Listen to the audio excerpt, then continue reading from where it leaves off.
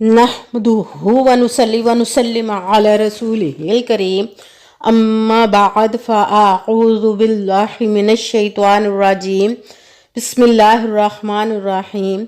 मेरे मुअज़्ज़ज़ सामाईन इकराम, अस्सलामु अलैकुम व रहमतुल्लाहि व बरकातुहू। मैं अपने रब्बे कायनात से ये दुआ करती हूँ कि मेरे जितने भी सुनने वाले हैं, रब्बे कायनात सबको सेहतमंद, तंदुरुस्त और लंबी ज़िंदगियाँ अता फरमाए। हम सब के हर मुश्किलों, परेशानियों, तंगदस्तियों में मेरा रब्बे कायनात हमारी मदद अता फरमाए। हमें ज़हनी, रूहानी, जिस्मानी अज़ियत और तकलीफ़ और बीमारियों से निजात अता फरमाए। हमें ज़हनी और रूहानी सुकून अता फरमाए।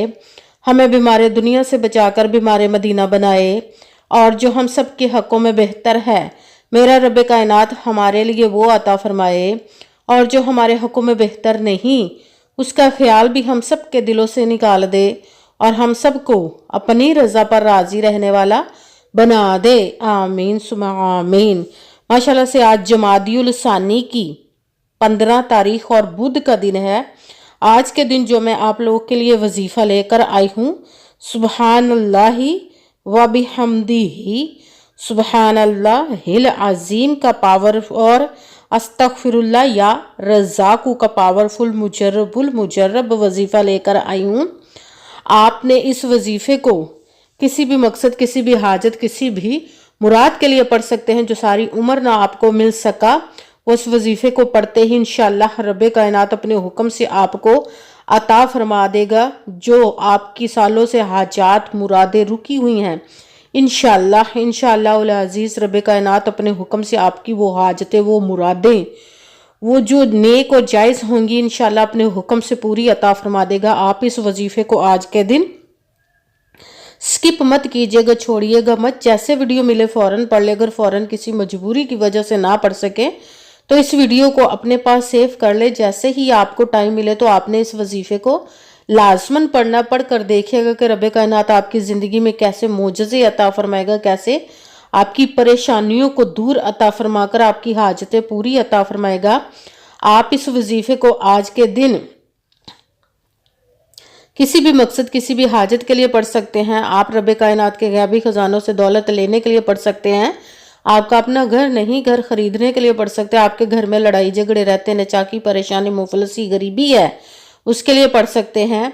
आप इस वजीफ़े को आपकी औलाद नहीं या आपकी औलाद नाफरमान है, उसके लिए पढ़ सकते हैं। आपके घर में कोई बहुत ज़्यादा बीमार है या आप खुद बीमार हैं, उसके लिए पढ़ सकते हैं। आपकी शादी नहीं हो रही या आपके बच्चों की शादियां नहीं हो रही, उसके लिए पढ़ सकते हैं। आप इस वजीफ़े को आपके पास अच्छी जॉब नहीं, जॉब लेने के लिए पढ़ सकते हैं। आपके ऊपर बहुत ज़्यादा कर्ज उतरने का सबब नहीं बन रहा या आपने अपनी कीमती चीज़ या पैसे किसी को दिए वापस नहीं कर रहे, उसके लिए पढ़ सकते हैं। आप इस वजीफ़े को आपके अच्छा भला कारोबार चलता हुआ अचानक से बंद हो गया, उसके लिए पढ़ सकते हैं। आपके घर में, आपकी ज़िंदगी में सुकून नहीं, आपके कारोबार में, दौलत में, रिज़्क़ में बरकत नहीं, उसके लिए पढ़ सकते हैं। आपके ऊपर जादू टूना, बंदिश, नजरबद, हसद, कुछ भी, उसको ख़त्म करने के लिए पढ़ सकते हैं। मतलब किसी भी मकसद, किसी भी हाजत, किसी भी मुराद के लिए पढ़ सकते हैं। मगर जब पढ़ने लगे तो रब्बे कायनात की ज़ाते पाक पर यकीन कामिल रख के पढ़िएगा।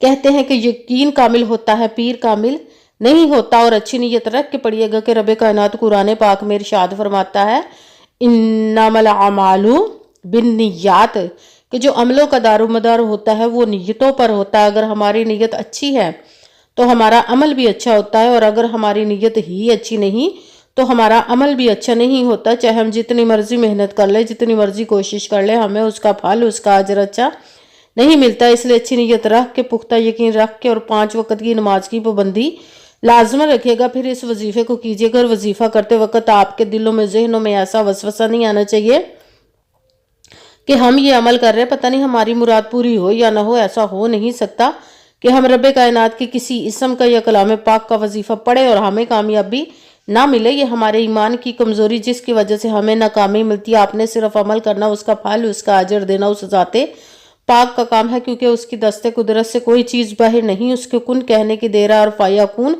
हो जाता है। आपने अमल करने के बाद उसके कुन का इंतज़ार करना है। इंशाअल्लाह उल अज़ीज़ रब्बे कायनात अपने हुक्म से आपकी तकदीर के बंद तालों को खोल देगा, नसीब के सितारों को चमका देगा, आपकी ज़िंदगी में ऐसे ऐसे मोजज़े अता फरमाएगा کہ آپ خود دیکھ کر حیران رہ جائیں گے. آپ کو کبھی کسی چیز کی کمی نہیں رہے گی انشاءاللہ العزیز اس کے حکم سے.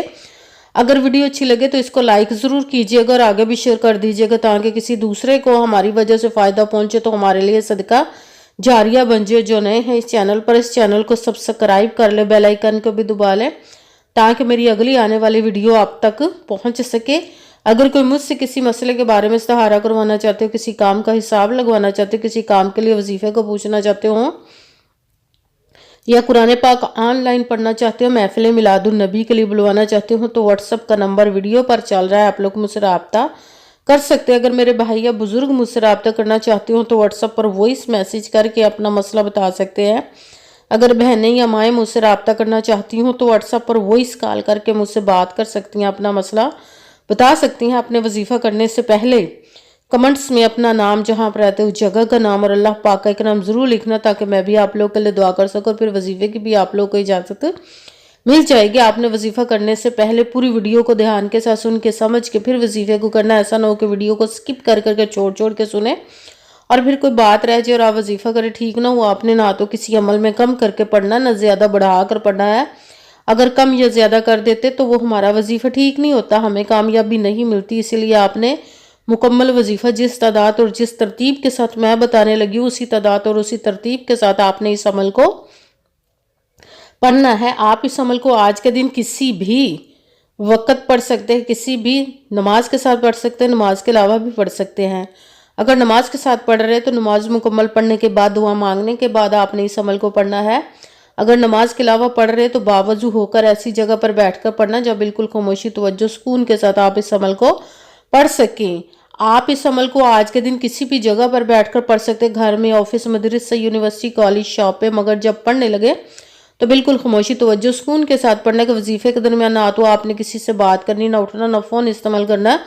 اگر ہم وظیفے کے درمیان کسی سے بات کر لیتے، اٹھ جاتے تو وہ ہمارا وظیفہ ٹھیک نہیں ہوتا، ہمیں کامیابی نہیں ملتی. اس لیے آپ نے مکمل وظیفہ پڑھنے کے بعد کسی سے بات کرنی، اٹھنا یا کہ فون استعمال کرنا ہے.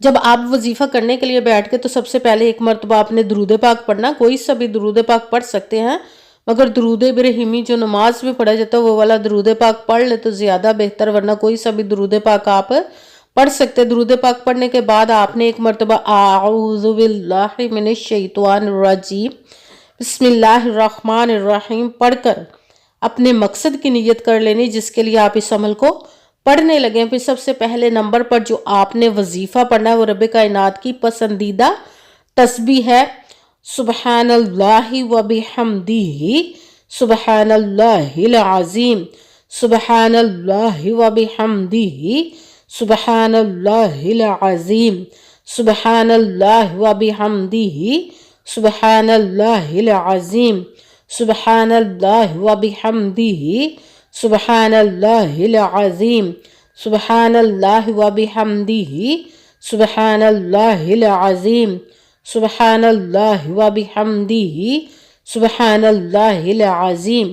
اس کو آپ نے ایک تسبیح 100 مرتبہ 100 ٹائم پڑھنا ہے، نہ ایک کم نہ ایک زیادہ. دوسرے نمبر پر جو آپ نے وظیفہ پڑھنا ہے وہ ہے استغفر اللہ، استغفر اللہ، استغفر اللہ، استغفر اللہ، استغفر اللہ، استغفر اللہ، استغفر اللہ، استغفر اللہ. اس کو آپ نے 11 مرتبہ 11 ٹائم پڑھنا. بھی ساتھ تیسرے نمبر پر جو وظیفہ پڑھنا ہے وہ رب کائنات کے ایک اسم مبارک کا پڑھنا ہے، یا رزاقو، یا رزاقو، یا رزاقو، یا رزاقو، یا رزاقو، یا رزاقو، یا رزاقو، یا رزاقو. اس کو بھی آپ نے 11 مرتبہ 11 ٹائم پڑھنا ہے.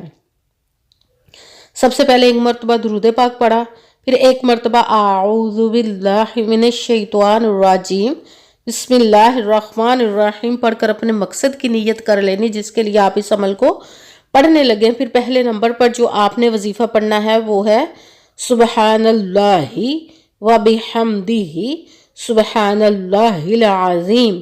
اس کو آپ نے 100 مرتبہ 100 ٹائم پوری ایک تسبیح، نہ ایک کم نہ ایک زیادہ پڑھنا ہے.